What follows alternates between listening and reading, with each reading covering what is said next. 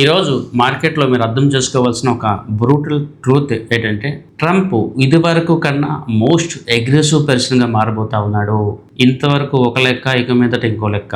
ముఖ్యంగా చైనా వెళ్ళి వచ్చిన ట్రంప్కి మరొక పెద్ద ఆలోచన వచ్చింది. తను ఒక నియంతలాగా మారాలి అనుకుంటా ఉన్నాడు.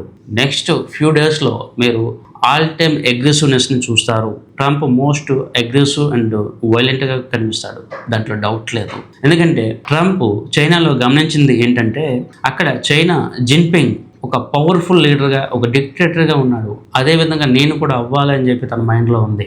ఇది ఎంతలా ఉంటుందంటే నెక్స్ట్ ఎలక్షన్స్ని కూడా తను ఖాతరు చేయడు.